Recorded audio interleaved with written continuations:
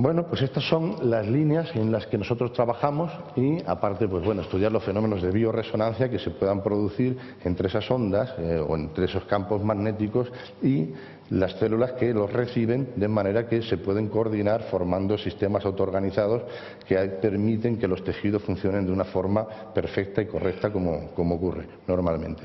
Bueno, pues esto era mi exposición y dispuesto a sus preguntas. Muchas gracias.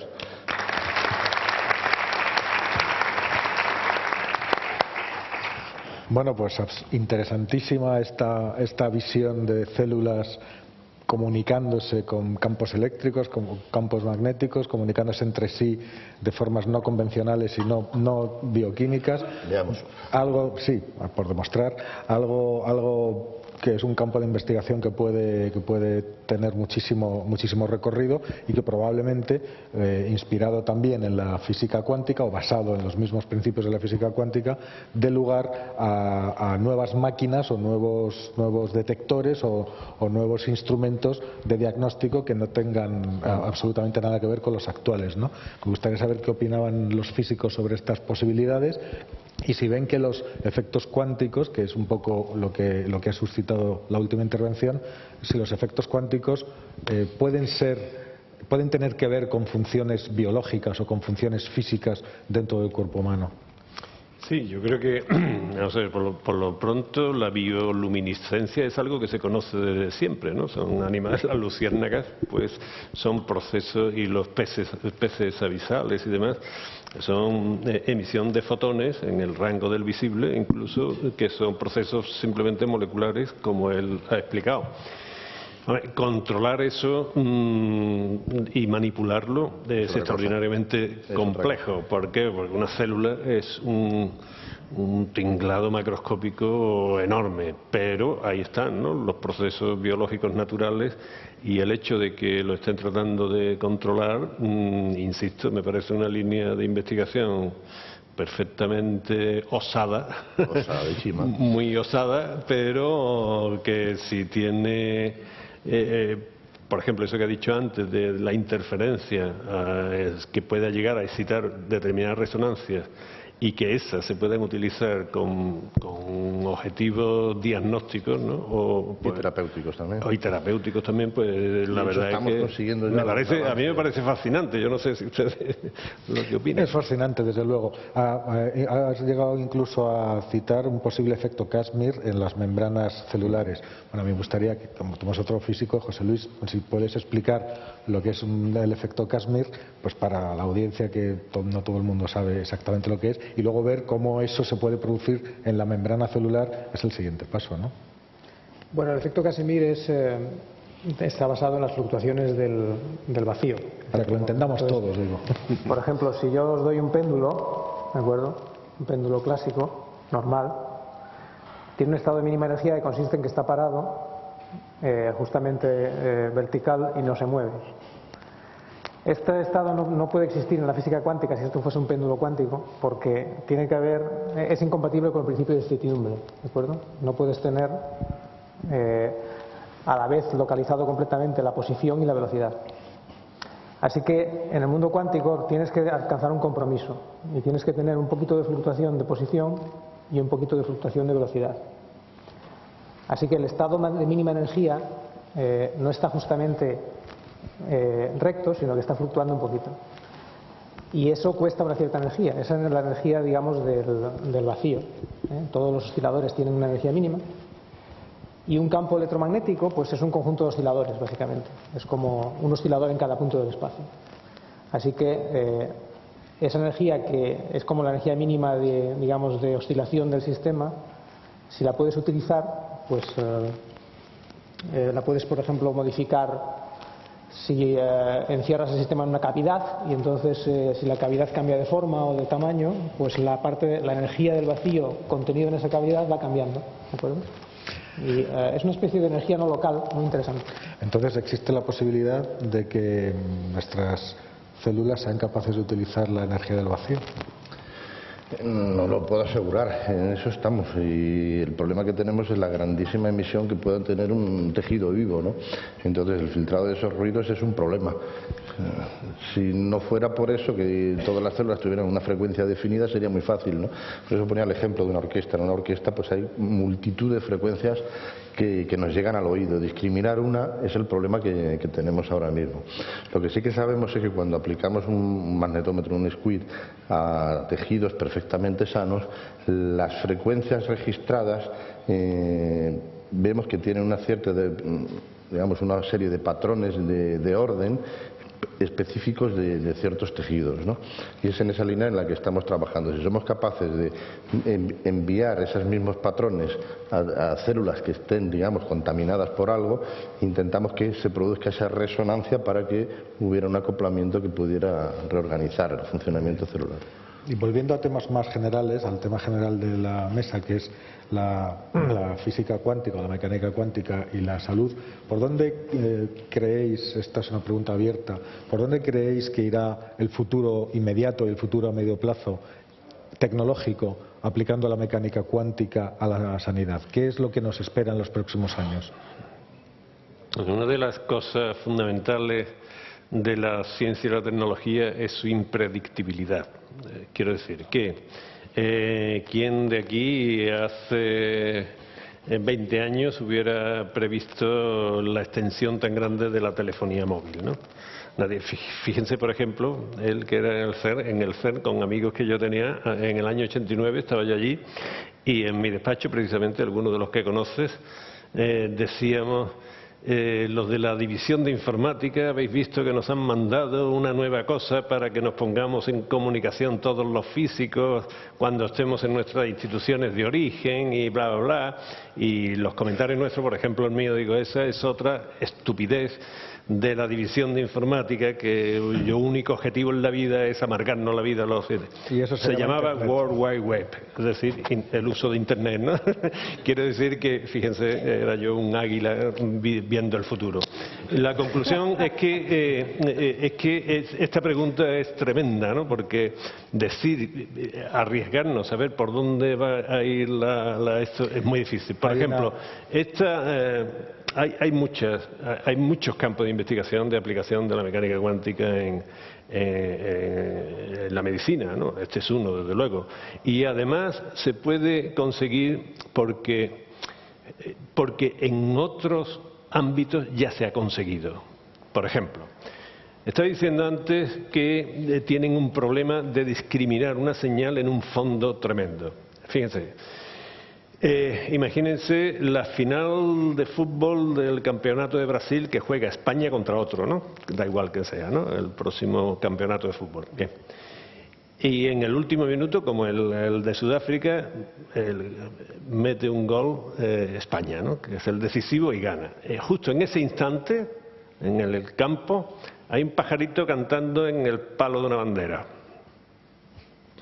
Bien, pues con la tecnología actual, por ejemplo en física nuclear, se puede eliminar todo ese ruido de fondo y detectar exclusivamente al pajarito. Eso hoy día es fácil de hacerlo. Aún más, todos habrán visto lo que es la Voyager 2, la nave espacial. Este es un artefacto que se lanzó en 1977 y está emitiendo todavía información y está en los confines del sistema solar. Ya está saliendo prácticamente el sistema solar.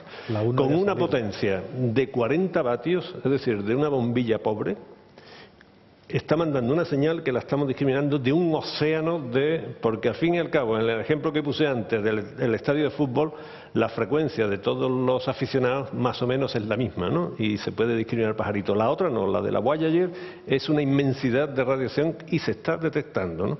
O sea, que este tipo de cosas ya están hechas. Lo que hace falta es aplicarlas al cuerpo humano. ¿Qué es lo que se va a conseguir? Pues no lo sé. Y yo ya he puesto el ejemplo antes de que no soy precisamente un águila en cuanto a definir el futuro, ¿no? Estupendo. Me recuerda una anécdota de esto de la impredecibilidad, que es sobre Faraday, Faraday, que pues como todo el mundo sabe, pues es uno de los inventores de la electricidad y de la forma en que la utilizamos hoy en día, pues hizo una exposición en el Senado de los Estados Unidos, le pidieron para demostrar su invento, entonces llevó ahí todo su invento, hizo pasar la corriente de un sitio a otro, y un senador le preguntó, vale, pero ¿esto para qué sirve? Y le dijo, lo ignoro, no tengo ni la más remota idea, pero seguro que terminaréis cobrando impuestos por ello, ¿no? Pues aquí estamos lo mismo, ¿no? Un poco. Bueno, pues muy apasionante. Por supuesto queda abierto cualquiera que quiera exponer o decir o tener Ya he dicho que esta es una mesa científica, no de debate, y tiene eso, ¿no? Aquí no vamos a discutir de presupuestos todavía. Si alguien quiere decir alguna pregunta y si no, pues nosotros continuamos con nuestra conversación. Bueno, estas sugerencias, estas tecnologías que son de la Voyager 1 ya está fuera del sistema solar, es verdad, y sigue emitiendo, y es verdad que existen tecnologías de discriminación que lo único que falta es de discriminación de señales, lo único que falta es dar el paso para conseguir aplicar eso a nivel celular, ¿no? Y poderlo aplicar, además. Y poderlo aplicar. ¿Y en qué punto estamos de este camino? Bueno, estamos trabajando muy bien ya con todo esto y ya estamos entrando en la fase de devolver todas esas señales a la propia célula, ¿no? Captar patrones en tejidos sanos y reenviárselos a tejidos que pudieran estar enfermos, con diferencias entre individuos. Es posible que alguna célula enferma sea capaz de transmitir inalámbricamente, vamos a decirlo así. Hasta ahora lo que vemos es que es más fácil, ¿no?, que contamine un tejido enfermo, contamine un tejido sano que al revés, porque cabe la pregunta, ¿por qué no podemos poner unas células sanas al lado de unas células enfermas y que las curen? Lo que estamos viendo es que las radiaciones ultratenues en el ultravioleta que emiten los tejidos que están contaminados tienen frecuencias más altas. Eso las hace más energéticas y son más contaminantes hacia un tejido sano que las que emite un tejido que está sano hacia un tejido enfermo que digamos, no puede con él. Entonces, bueno, pues esa es la línea de investigación que estamos haciendo y estamos ya en la fase de intentar provocar cambios en los tejidos enfermos a través pues, de pulsos de frentes de ondas que estamos ensayando. Muy bien. Y volviendo a los principios de la mecánica cuántica, una de las cosas que pueden hacer las partículas es estar o aparentemente por lo menos estar en dos sitios a la vez, cosa que luego los conjuntos de partículas como nosotros no podemos hacer. ¿Esto por qué? Bueno, bien.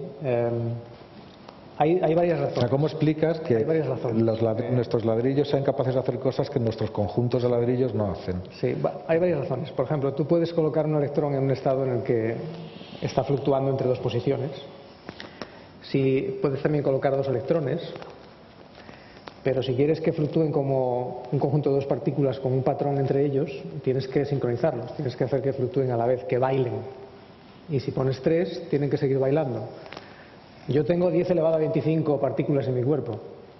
Hacer un baile con 10 elevado a 25 partículas que funcionen al unísono es bastante complicado.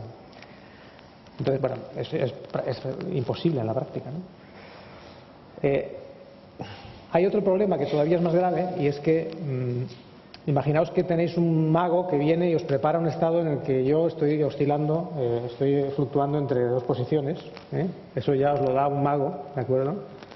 Ese estado es muy frágil, es un estado que se convierte en clásico muy rápido.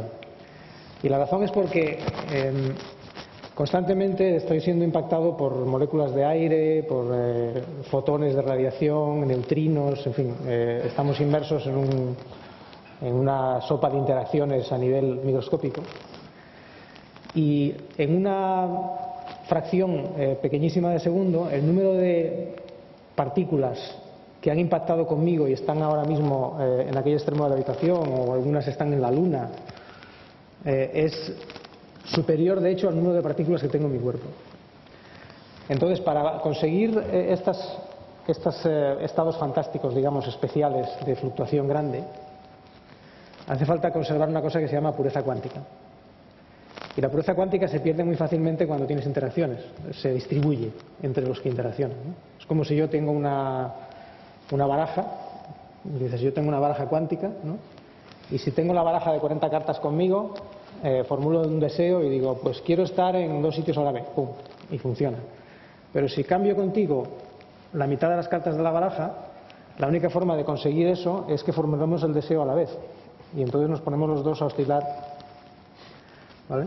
Si tengo 40 amigos, cambiamos las cartas entre todos, la única forma de conseguir un estado cuántico que haga cosas raras es ponerlos los 40 de acuerdo.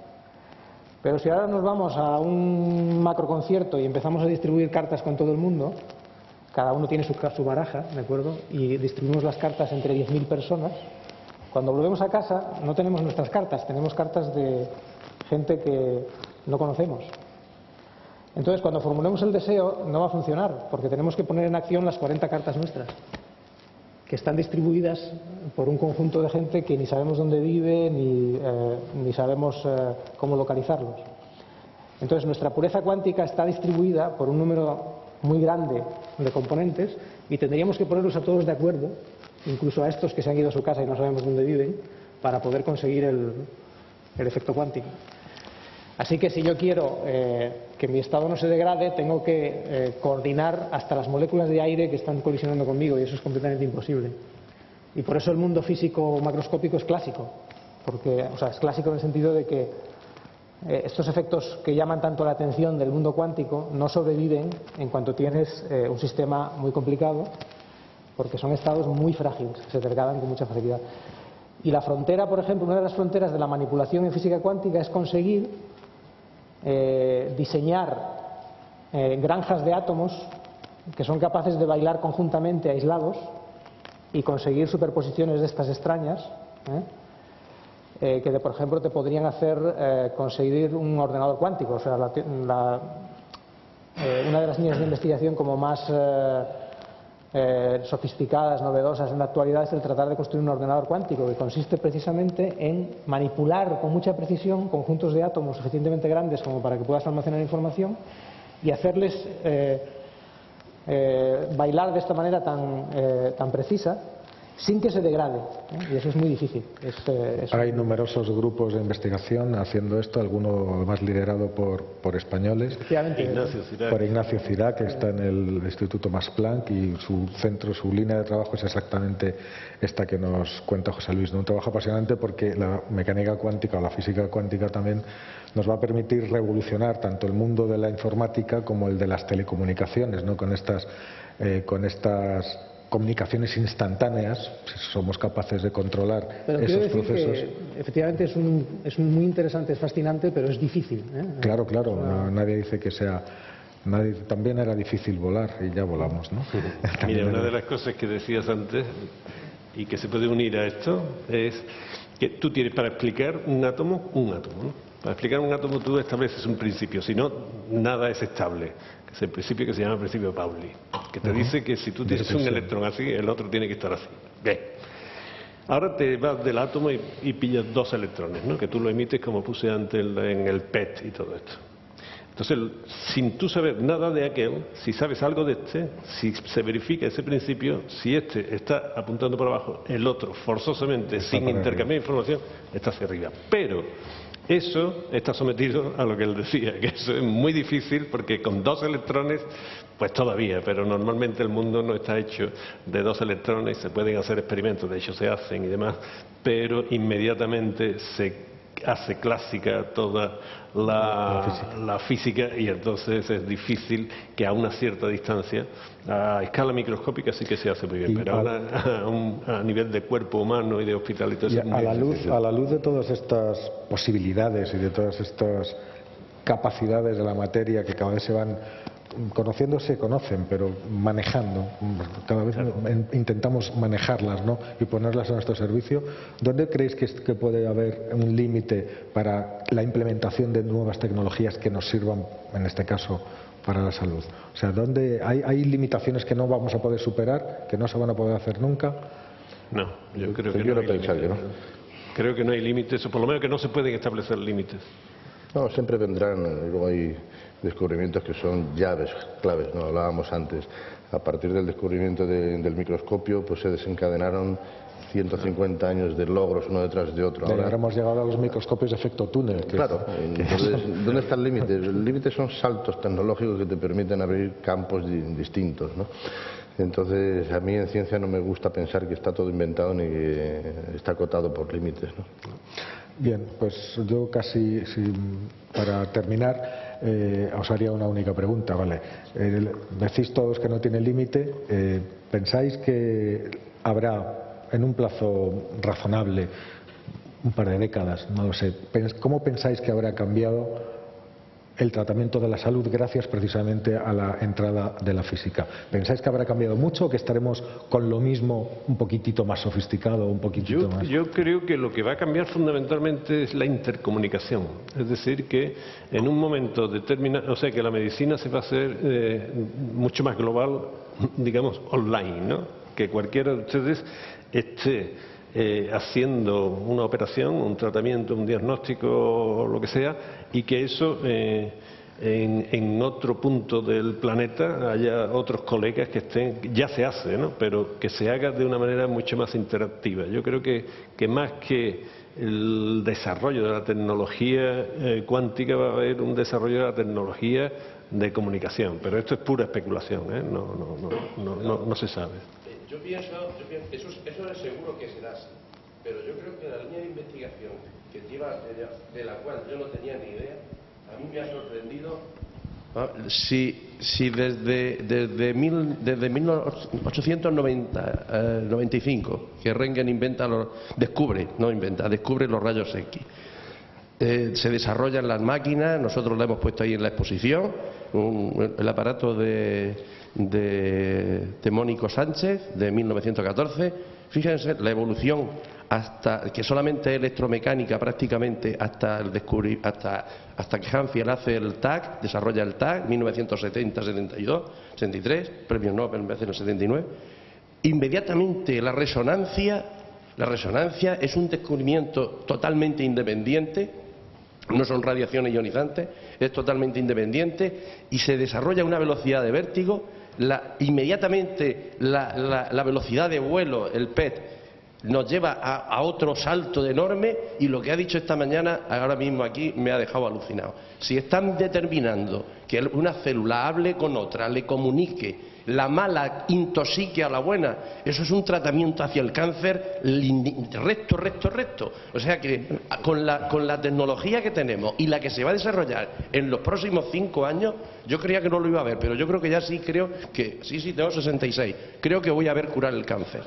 Bueno, no lo sé si lo va a ver o no, porque nunca se puede predecir en ciencia lo que se consigue en plazos de tiempo. Lo que sí que es cierto es que hasta ahora todos estos comportamientos, digamos, electromagnéticos, cuánticos, emisiones, se han estado utilizando prioritariamente en el diagnóstico, pero no en el tratamiento. Claro, es la diferencia. Entonces, a mí me encanta porque, obviamente, la tecnología, la electrónica ha hecho que maduren mucho todo este tipo de técnicas diagnósticas.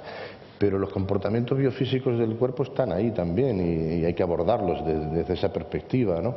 Entonces nosotros ya vamos dando pasos en ese sistema. Donde a mí me entristece más el futuro de la medicina hasta ahora es en la parte bioquímica, porque en la parte farmacológica todavía no sabemos curar ninguna enfermedad autoinmune.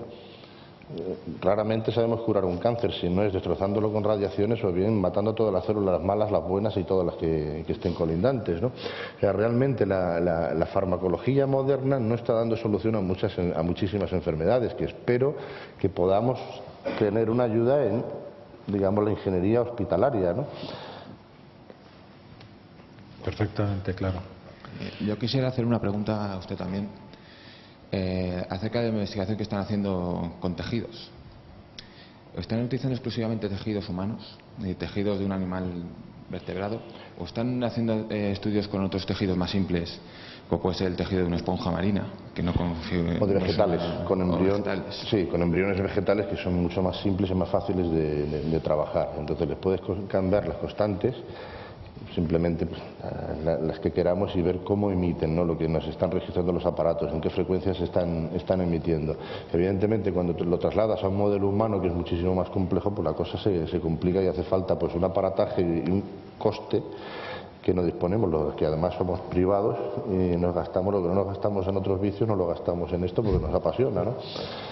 Imagínate. Todavía no. Bueno, algún estudio he visto que incluso ya a nivel molecular, es decir, incluso el ADN emitiría también algún tipo de información electromagnética, ¿no? Sí, se ha comprobado que tiene una emisión en la banda de microondas. Que no se sabe para qué.